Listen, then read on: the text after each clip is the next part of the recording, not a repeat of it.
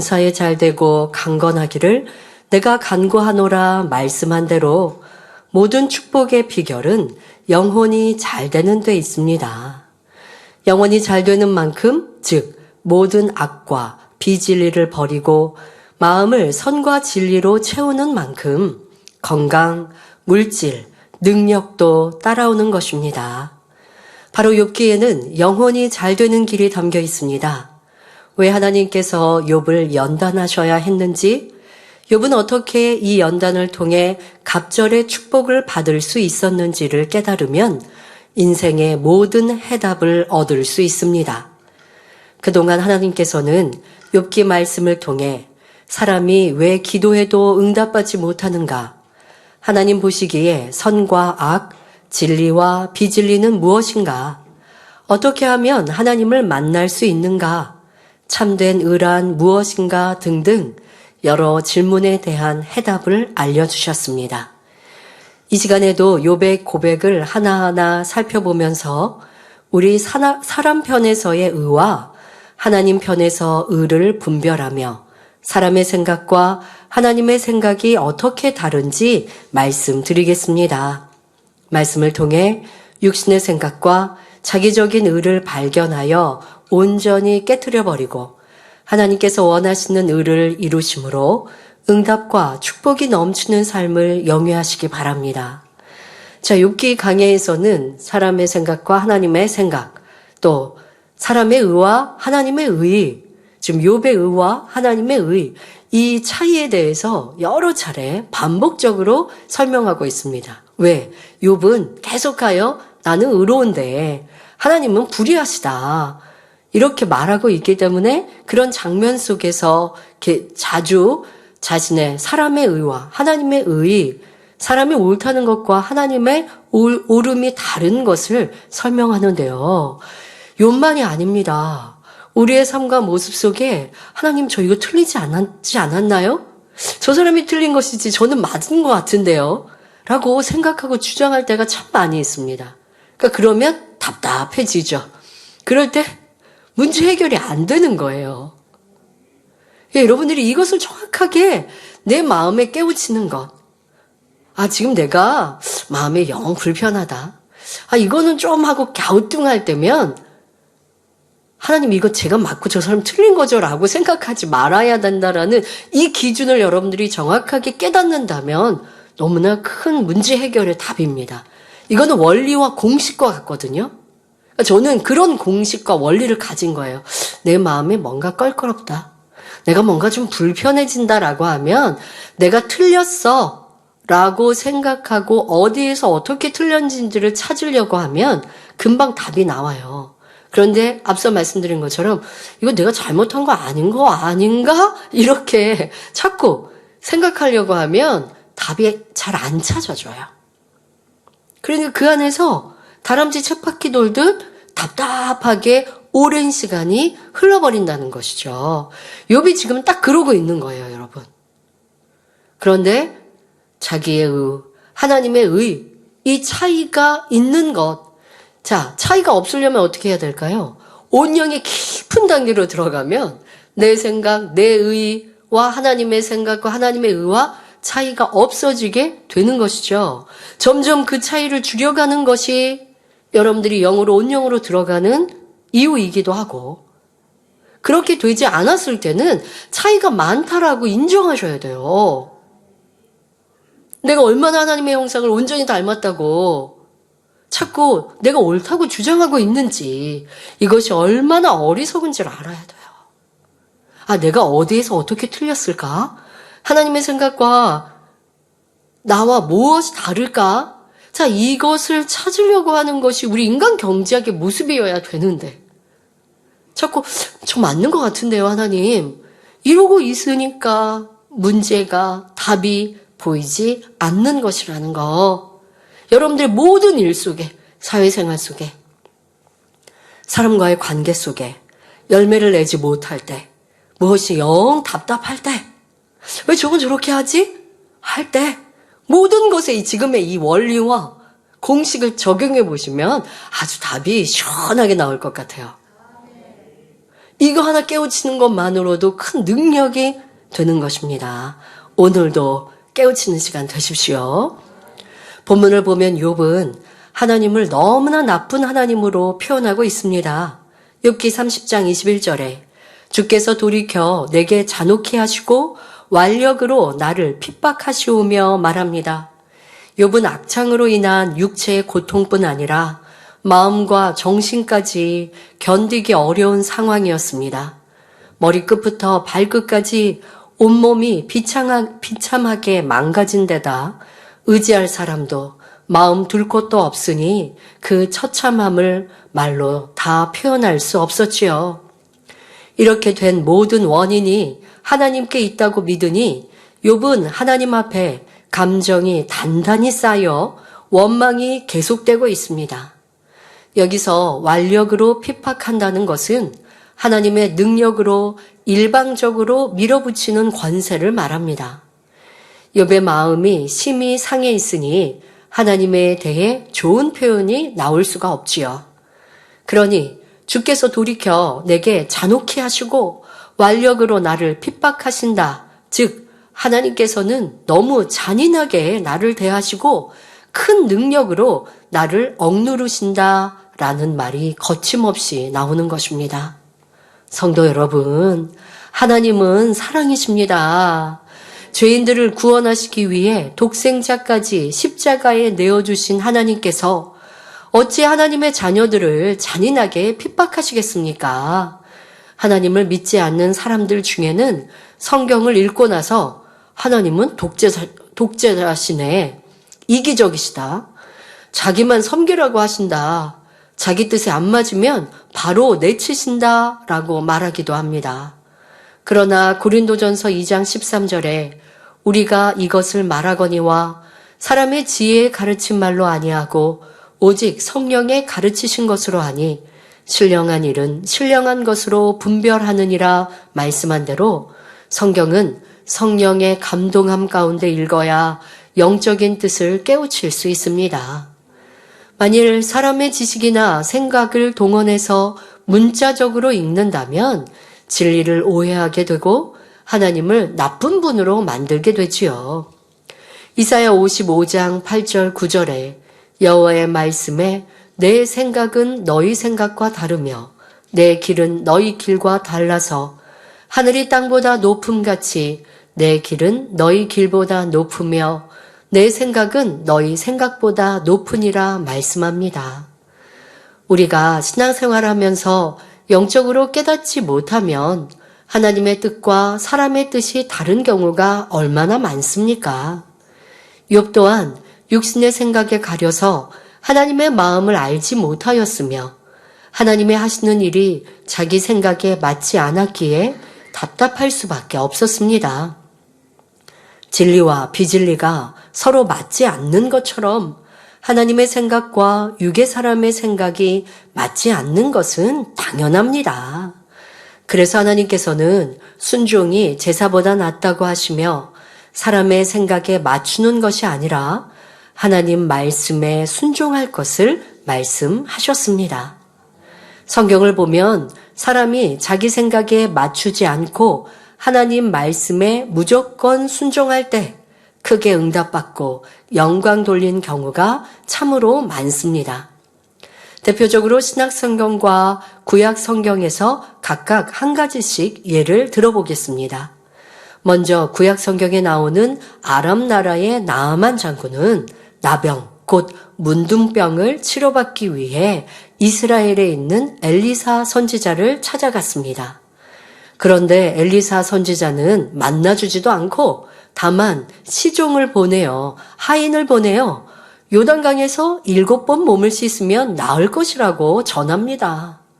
나아만 장군은 엘리사 선지자의 말이 믿어지지 않았고 오히려 자존심이 상하여 자기 나라로 돌아가려고 했습니다. 그러나 종들이 내 아버지여, 선지자가 당신을 명하여 큰 일을 행하라 하였다면 행치 아니하였으리이까? 하물며 당신에게 이르기를 씻어 깨끗하게 하라 함이리이까 하고 권면하자 이내 마음을 돌이켜 하나님의 사람의 말에 그대로 순종하니 깨끗이 나았지요. 이 나아만의 모습은 우리가 최근에 은사 집회 때 설교를 해드린 백부장의 모습과도 비슷한 모습 아닙니까? 백부장은 자기의 종의 병을 치료하고자 예수님을 찾아왔던 이 모습 속에 바로 하인을 사랑하는 모습을, 귀히 여기는 모습을 우리가 알 수 있었는데요. 지금 이 나아만 장군도 영 기분이 상한 모습 속에서 함께 했던 그 자기의 아랫사람들이죠. 자기를 돕는 그런 종들이 조언하는 조언을 들을 수 있다라고 하는 거. 그러니까 이 상하 관계일 수 있는 주인과 하인의 종의 관계인데 종이 주인에게 이렇게 조언을 한다라고 한다면 평상시에 서스름이 없었다라고 알 수 있지 않겠습니까? 그러니까 상하 관계를 주장하는 이러한 주인이 아니었던 모습임을 유추할 수 있고, 그리고 지금 기분이 영 상했는데 지금 종이 조언해주는 조언을 그래 맞는 말이구나 하고 끄떡끄떡 한다는 건 그만큼 겸비한 모습이죠.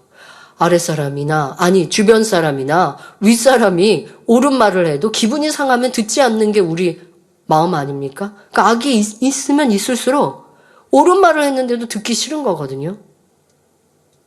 그런데 이는 악한 마음이 아니라 선한 마음, 도리어 아랫사람이라도 옳은 말을 하면 귀 기울일 수 있는 나아만의 선의 마음이 바로 지금 순종으로 나올 수 있었다는 것입니다. 이처럼 하나님의 말씀이 자신의 생각에 맞지 않는다 해도 순종했을 때 기적의 역사가 나타나는 것입니다. 자, 순종은 여러분들이 할 수 있는 것에 하는 것, 그것이 아니죠. 순종할 수 없는 것에도 순종하는 것. 그것을 하나님께서는 옳다, 잘한다 하시는 것이죠. 근데 점점 믿음이 성장하면 성장할수록 순종할 수 없는 게 없어집니다. 하나님의 말씀은 다 옳으시고 참이고 내가 부족한데 그걸 따라가는 것이지, 저건 너무 힘들고 어려운데 하라고 하시니까 해, 이런 마음이 아니라는 거예요. 그래서 점점 그러다 보면 이제 순복의 마음, 우리 예수님께서 하나님의 뜻 가운데 순복하셨던 이러한 모습까지 나오게 되는 것이죠. 여러분들도 내가 내 생각과 내 뜻과 내 계산, 내 유익에 맞춘다면 그것은 믿음도 없는 것이요, 순종도 없는 것이요, 그러니 응답도 축복도 받지 못하는 것이요, 욥처럼 계속해서 자기를 주장하는 것과 무엇이 다른가라는 걸 알아야 할 것이고요. 내 생각을 내려놓으려면 순종의 행함이, 그러니까 저는 이제 하나님이 옳으시고요, 저는 부족합니다라는 걸 인정합니다라고 하면 생각으로만 그렇게 하는 것이 아니라, 생각으로 내가 맞지 않는 것을 바꾸려고 하는 것만이 아니라 행함에 순종이 따라야 한다는 것입니다. 자, 다음으로 베드로가 예수님의 제자로 부름받기 전의 일입니다. 어부 베드로는 바다에 나가 밤새 일했지만 고기를 잡지 못했습니다. 그러자 예수님께서 베드로에게 깊은 데로 가서 그물을 내려 고기를 잡으라 말씀하십니다. 이때 베드로는 선생이여, 우리들이 밤이 다하도록 수고를 하였으되 얻은 것이 없지만은 말씀에 의지하여 내가 그물을 내리리이다 하고 그대로 순종하니 그물이 찢어질 정도로 많은 고기를 잡게 되었지요. 만일 베드로가 선생님, 고기 잡는 일은 제가 더 잘합니다, 밤새 일해서 너무 피곤하고 이제 마무리하는 중인데 다시 깊은 데로 가서 그물을 던지는 것은 무리입니다 하며 자기의 생각을 내세우며 순종하지 않았더라면 하나님의 역사는 결코 일어날 수 없었습니다. 이처럼 믿음의 선진들은 하나님께서 말씀하실 때 자기 생각에 맞추지 않았고 오직 예와 아멘으로 순종하였습니다. 그러했기에 기사와 표적이 나타나 하나님께 영광 돌리며 하나님의 일을 이루어갈 수 있었습니다.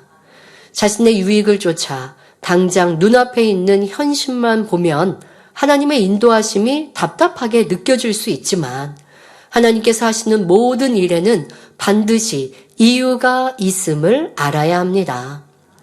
예를 들어 하나님께서 출애굽 백성들을 가나안 땅으로 인도하실 때 왜 하필 홍해 앞으로 인도하셨을까요? 앞에는 거대한 바다 물결이 가로막고 있고 뒤에는 애굽 군대가 추격하는 진퇴양난의 상황에서 사람의 생각을 동원하면 얼마나 답답한 일입니까? 만일 하나님께서 바다가 아닌 다른 곳으로 인도하셨다면 애굽 군대를 피해서 도망갈 수도 있을 것 같은데 말입니다. 그러나 이는 사람의 생각이지요. 출애굽기 14장 31절을 보면 이스라엘이 여호와께서 애굽 사람들에게 베푸신 큰 일을 보았으므로 바로 그 홍해에 수장된 일, 지금 홍해를 마른 땅으로 건너게 하신 이스라엘 백성은 마른 땅으로 건넜는데 뒤에 따라오는 애굽 군대는 이스라엘 백성이 이 바닷길을 건너니까 그것을 보고 뒤따랐단 말이에요. 그때 하나님께서는 마른 이 땅으로 건넜던 이스라엘 백성이 다 지나가고 난 후 다시 홍해, 갈라진 그 홍해 바다를 다시 붙어 놓으시니, 그러니 뒤따라오던 애굽 군대는 그 바다에 수장돼 죽음을 맞는 것입니다. 자, 이 큰 일을 보았던 이스라엘 백성이 여호와를 경외하며 여호와와 그 종 모세를 믿었더라 기록하고 있습니다. 자, 이는 이스라엘 백성들이 애굽에 내린 열재앙을 비롯하여 홍해가 갈라지는 놀라운 일을 보므로 정녕 하나님께서 함께 하시고 그 종 모세를 보장하신다는 사실을 확신할 수 있었던 것입니다. 자, 그러니 홍해 앞에 놓였던 이스라엘 백성이 손해본 거 하나도 없죠. 왜 하나님께서 우리를 그냥 홍해가 아닌 곳으로 인도하시지? 왜 홍해 앞에 두셔서 이렇게 어려움을 순간 겪고 그리고 또 영광을 받으셨어요? 하고 말할 게 아니잖아요. 더 크게 하나님의 영광이 나타났으니 하나님께서 그렇게 일을 행하신 일에 오직 감사만 할 것입니다. 자, 그러면 이제 그 다음에는 어떻게 해야 할까요? 내 생각에 맞지 않을 때 지금의 현실, 순간은 이해 안 되지만 그때도 사람으로서는 이해 안 되지만 하나님은 형통하게 하셨어. 축복으로 바꾸셨어. 하고 당장에 이해되지 않는 일들 앞에 아버지 하나님의 뜻을 묵묵히 기다리고 믿어드려야 해야 하지 않습니까? 자, 그러면 이스라엘 백성은 어떻게 했을까요? 하나님의 능력으로 홍해를 갈라주신 후에는 곧장 순종하고 하나님의 뜻을 바라고 모든 것을 믿어드렸으면 출애굽 1세대가 가나안 땅에 들어갔을 텐데, 자, 그래야지 않더라는 것이죠. 그러니 하나님께서도 가나안 땅으로 곧장 인도해 주신 것이 아니라 광야에서 40년이라는 시간을 보내게 하실 수밖에 없었습니다. 왜 그랬을까요?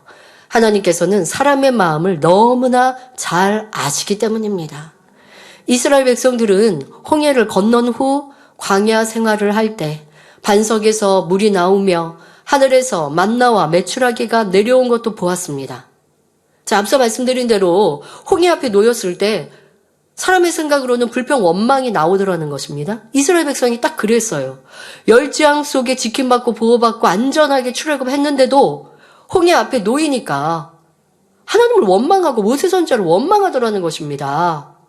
자, 그랬는데 지금 원망이 부끄러울 상황으로 바뀌죠. 하나님께서 모세의 믿음과 행함으로 이 홍해를 마른 땅으로 건너게 하시고 뒤를 쫓아오던 애굽 군대는 바다에 수장되어 죽음을 맞게 하십니다. 자, 이것을 보니까 또 이스라엘 백성들, 내가 언제 하나님을 원망했어? 언제 모세를 대항했어? 할 정도로 또 기뻐 춤추고 소고치면서 하나님께 영광을 돌렸어요.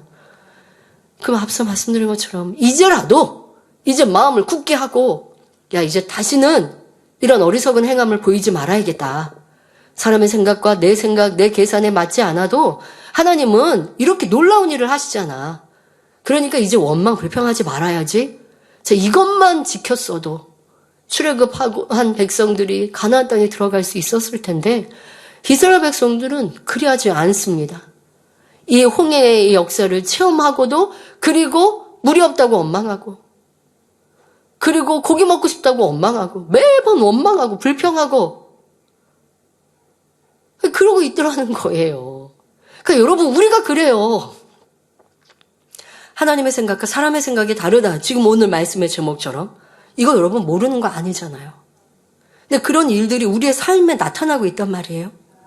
그런데 우리는 하나님의 역사에 더 축복으로 바뀌는 일들을 무수히 보았어요. 그런데 오늘 또 시험이 오고 어려움이 오면 어제 있었던 하나님의 역사는 또 잊어버리고 불평하고 원망하는 게 우리 인생이에요. 그러니 40년 광야에 머무를 수밖에 없었고 그런 후에도 가나안 땅을 들어갈 수 없었던 이스라엘 백성이 바로 나의 모습이 아닌가 깨우치고 깨달아야 합니다. 그리고 이제는 달라져야 합니다.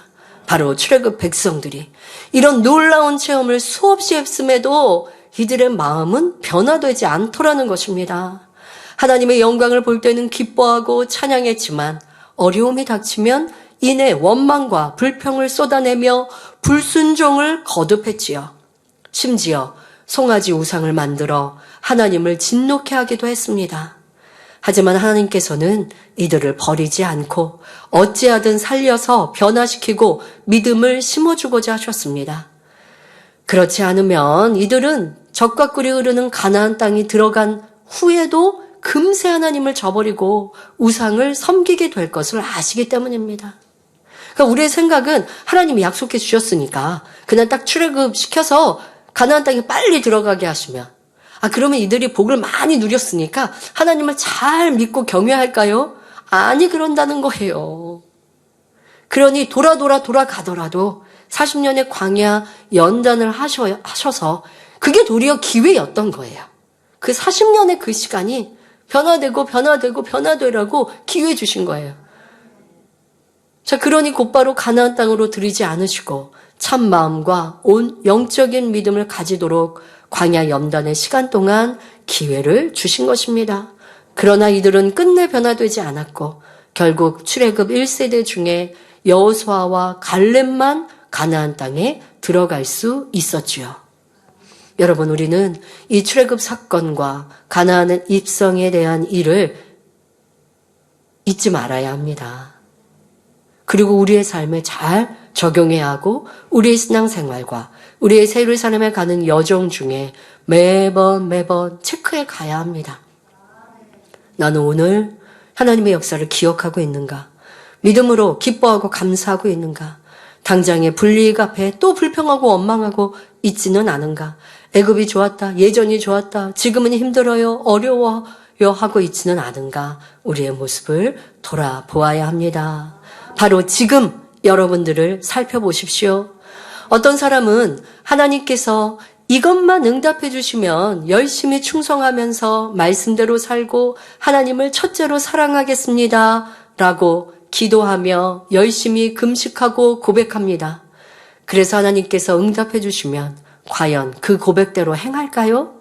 처음에는 기뻐하고 감사하겠지만 과연 그 마음이 얼마나 갈까요?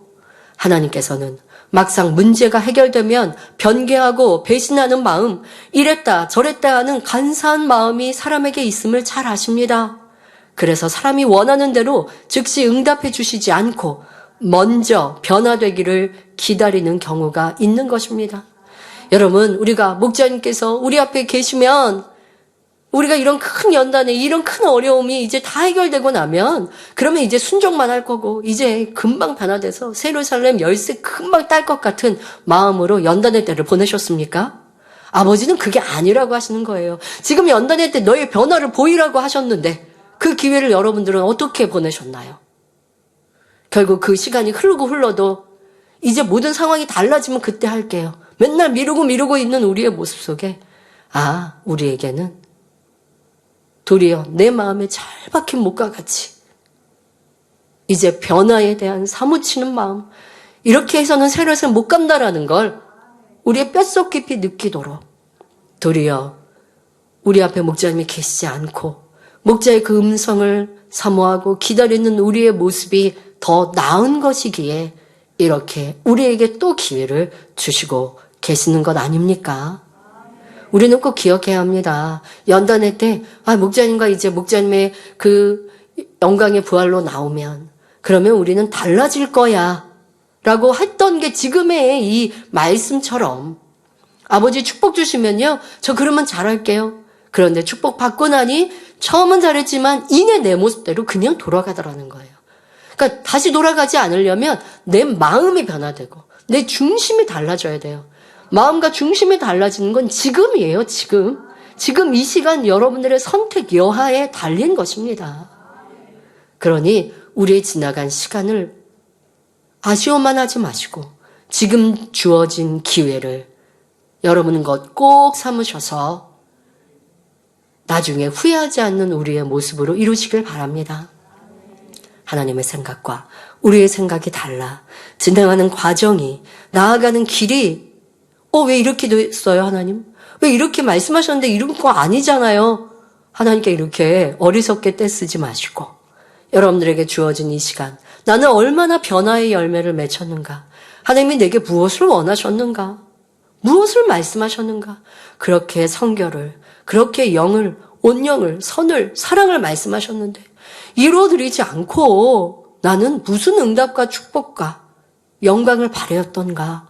우리는 점검하고 돌아보아야 합니다. 다윗의 경우를 보아도 사람의 생각과 하나님의 생각이 다른 것을 알 수 있습니다.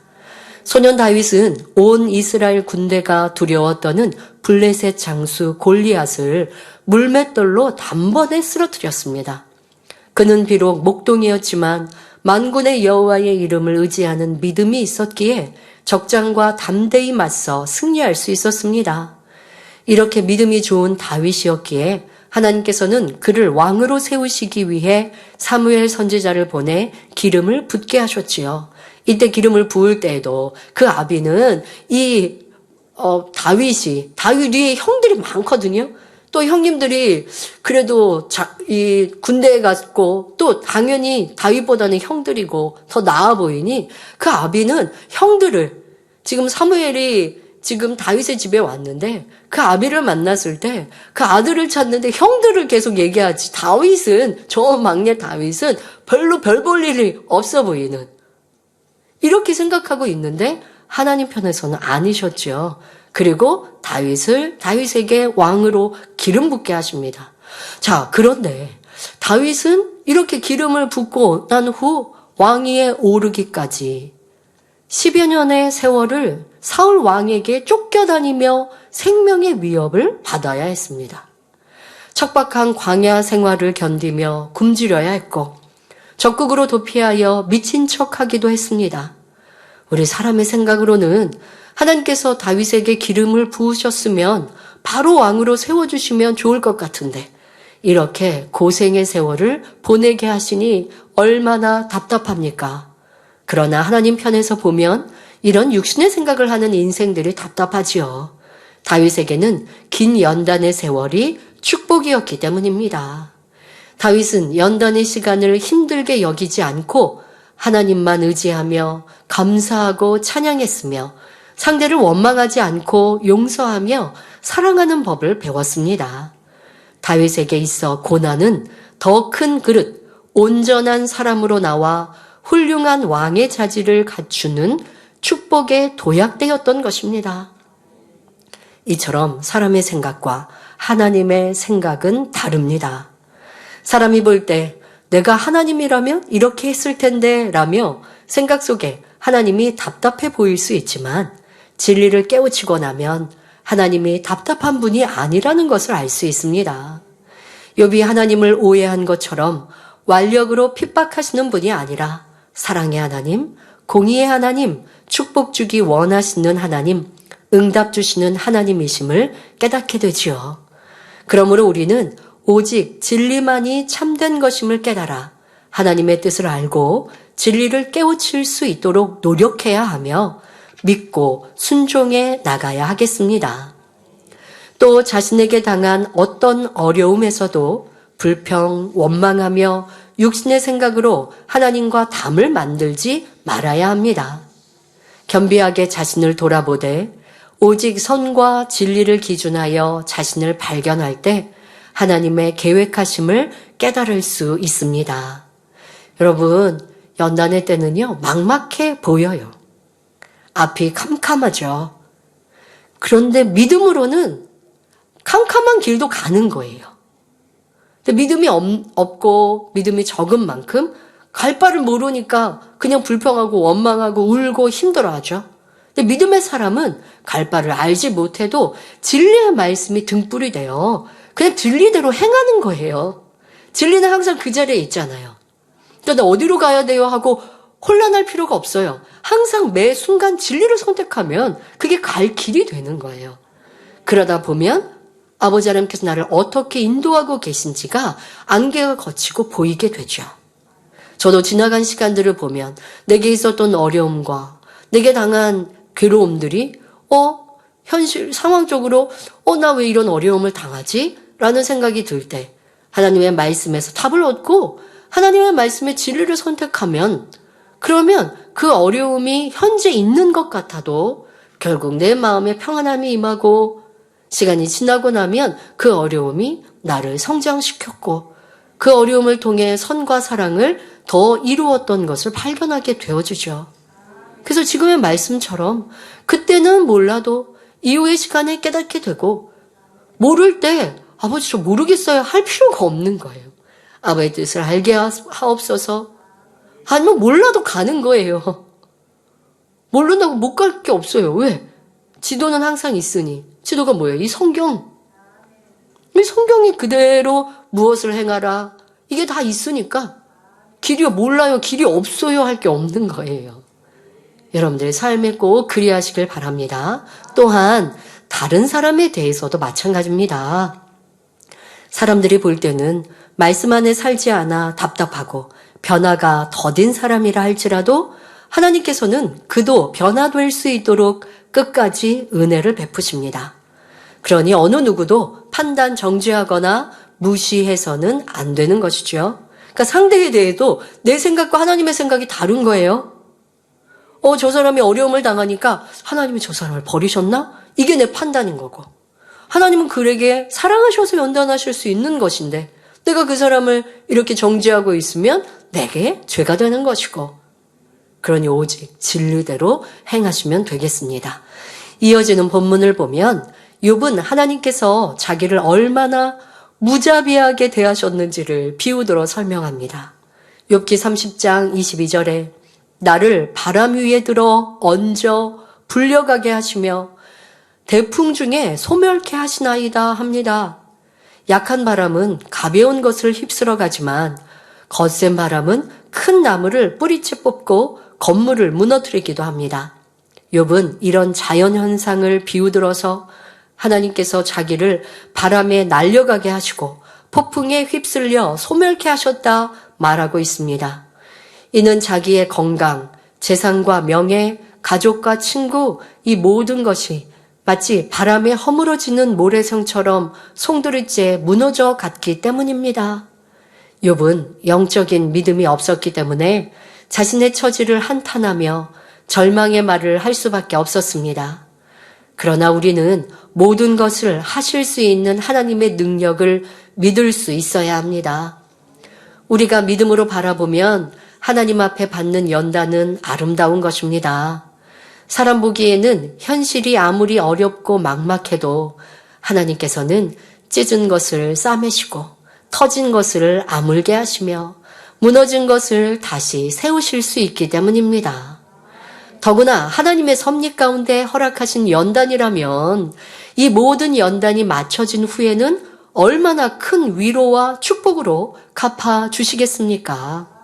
이사야 30장 26절에 여호와께서 그 백성의 상처를 싸매시며 그들의 맞은 자리를 고치시는 날에는 달빛은 햇빛 같겠고 햇빛은 7배가 되어 7날의 빛과 같으리라 말씀하셨으니 이러한 하나님의 능력과 사랑을 온전히 믿고 어떤 연단도 기쁨과 감사로 승리할 수 있어야 하겠습니다. 이어지는 본문에 욥기 30장 23절 내가 아나이다 주께서 나를 죽게 하사 모든 생물을 위하여 정한 집으로 끌어가시리이다 말합니다. 욥은 내가 아나이다 했는데 무엇을 안다는 것일까요? 욥은 시험 환난이 오기 전에는 자기 삶은 가치와 보람이 있다고 생각했습니다. 그런데 지금은 일반 생물들과 다름없이 무가치하게 죽어갈 것을 알고 있다는 것입니다. 하나님의 긍휼도 입지 못한 채 모든 생물이 죽음을 향해 가듯이 허무하게 끌려가는 자신의 아쉬운 죽음을 표현하고 있습니다. 성도 여러분, 모든 생물은 정한 이치 속에서 순리를 쫓아가는 것임을 알아야 합니다. 사람의 생각에는 저 사람은 의롭게 살았으니 복받고 장수할 거야 라고 말하지만 오히려 단명하는 경우도 있고, 저 사람은 악하게 살았으니 망하게 될 거야 라고 말하지만 그렇지 않은 경우도 있지요. 모든 것은 하나님의 공의와 사랑의 법칙 안에 있는 것이므로 사람이 함부로 판단하지 말아야 합니다. 그런데 욥은 자신의 길을 잘 아는 것처럼 말하고 있습니다. 하지만 이는 욥의 생각일 뿐 사실은 전혀 모르고 있는 것입니다. 저와 여러분은 성경을 통해 하나님께서 욥에게 어떤 축복의 결말을 주시는지 잘 알고 있습니다. 그런데 욥은 이 사실을 알지 못하면서 하나님께서 자신에게 가치 없는 죽음을 맞게 하실 것이라고 판단하고 있지요.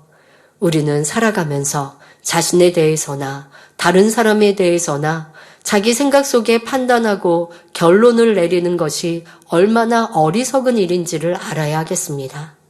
여러분들이 심이 낮아질 때, 너무 힘들고 고통스러울 때, 사람들이 나를 막 미워하고 내가 모든 삶에 실패할 때, 이젠 나는 다시 회복할 길이 없어. 난 이렇게 끝나나 보다. 이렇게 자포자기한 적이 있으십니까? 그런데 다시 또 회복되는 그런 기회가 있지 않으셨습니까? 그런데 또 인생은 또 때로는 굴곡이 있을 때가 있어서 또 다시 떨어지면 그때 긍정적인 사람은 어떻게 할까요? 나 전에 막막했던 상황에 다시 일어났잖아. 그러니 이번에도 다시 기회가 있을 거야. 이런 긍정적인 생각을 하면 좋은데 그러지 못하고 나는 이제 다시는 기회가 없어. 난 이렇게 끝나는 거야. 또 이런 부정적인 생각으로 괴로워하고 힘들어하면 점점 구렁텅이로 빠져드는 것이죠. 그러나 그러지 마시고 더더욱 진리를 아는 하나님의 자녀라면 아무리 헤어나올 수 없는 늪에 빠졌어도 철저히 회개하고 돌이켜 하나님의 긍휼을 구하면 아니 될 것이 무엇이 있습니까?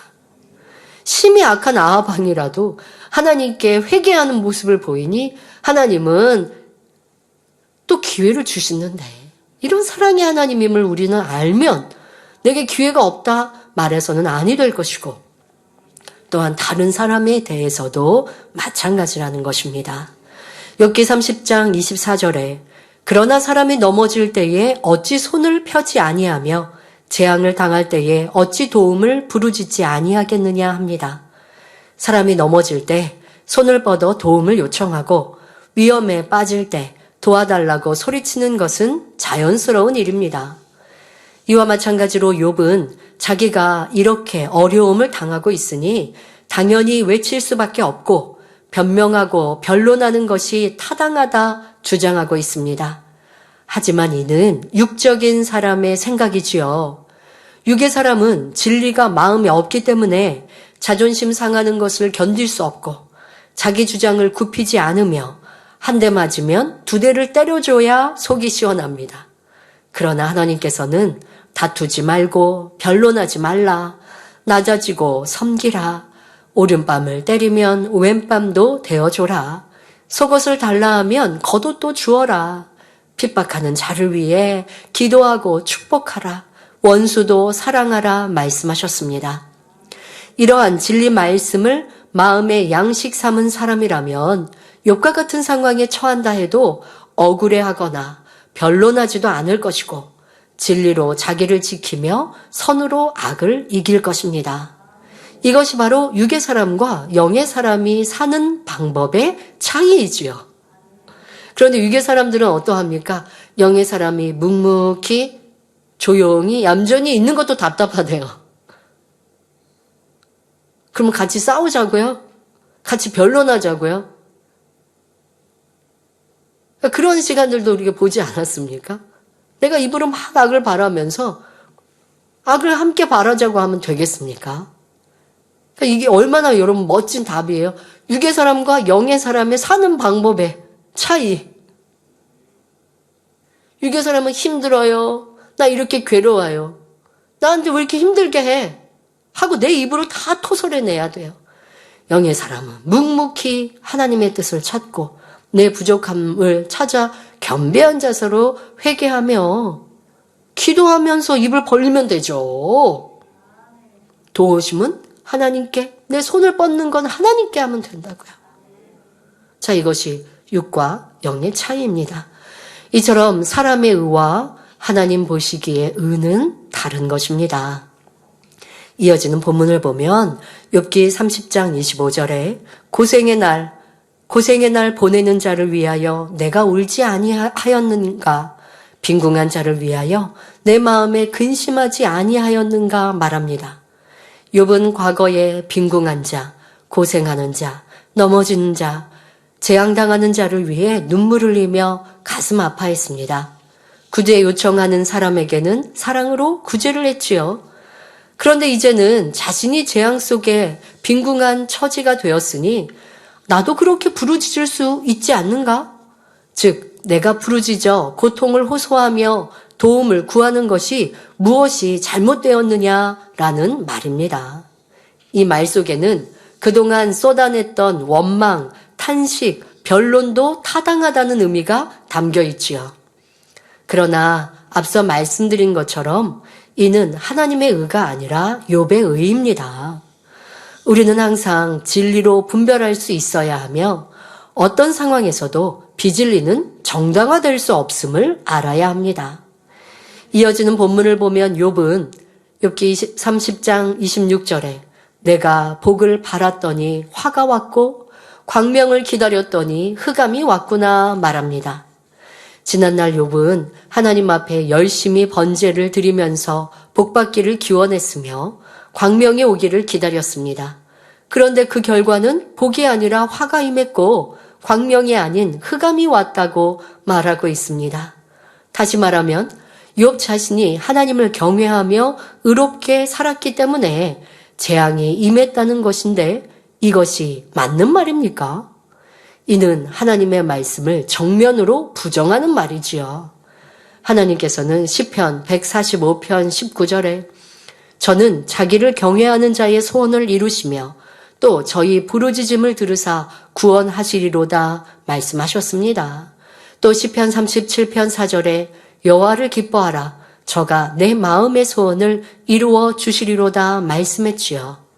이처럼 성경은 하나님을 경외하고 기쁘시게 하는 사람의 소원을 들어주신다고 말씀하고 있습니다. 혹여 성도님들 중에도 내가 하나님을 사랑해서 열심히 예배드리고 기도하며 축복받기를 원했더니 오히려 시험환란이 왔다. 이렇게 말씀하시는 분들이 없어야 할 것입니다. 어떤 분들은 그런 말씀하신 걸 제가 전달해서 드린 게 간증을 했더니 내가 또 시험이 왔다? 이렇게 표현하시는 분도 있었어요. 내가 간증을 해서 하나님께 영광을 돌렸는데 어려움이 왔다. 간증을 해서 어려움이 온 게 아니고 또 간증을 했더니 그게 참인가 시험이 온 게 아니고 하나님의 권능으로 치료받거나 응답받아서 영광을 돌린 건 잘하신 거예요. 그런데 그렇게 하나님을 체험하고도 내가 빛 가운데 진리 가운데 살지 못한 부분 때문에 시험이나 어려움이 온 것이지 간증을 해서 하나님께 영광을 돌렸더니 다시 하나님이 나를 이게 참인가 테스트하셨다 이런 말은 여러분 성립되지 않거든요. 그러니까 이렇게 진리를 이상하게 돌려서 자기를 옹호하는 말로 사용해서는 안 됩니다. 진정 하나님을 사랑하여 말씀대로 행하는 사람에게는 결코 환란이 올 수 없기 때문입니다. 하나님의 섭리 가운데 연단이 허락될 수는 있지만 그 결과는 반드시 축복이지요. 욥은 하나님의 섭리와 뜻을 알지 못했기 때문에 자신이 진리를 벗어난 것을 알지 못하고 있습니다. 자신에게 진리를 깨우칠 수 있도록 하나님이 시험을 허락하신 것을 알지 못하므로 이렇게 절망적인 표현을 하고 있는 것입니다. 이 모습을 보고 계시는 하나님의 마음은 얼마나 안타까우시겠습니까? 모든 연단이 끝난 후 하나님의 뜻과 섭리를 깨닫고는 하나님 이런 뜻이 있었군요. 감사합니다. 연단을 통해 축복 주시니 감사합니다. 라고 고백할 욥의 모습을 생각하면 하나님 편에서는 우스울 수밖에 없는 것입니다. 성도 여러분, 욥은 지금 하나님을 만나기 위해서 몸부림치고 있으며 결국은 하나님을 만남으로써 모든 문제가 해결됩니다.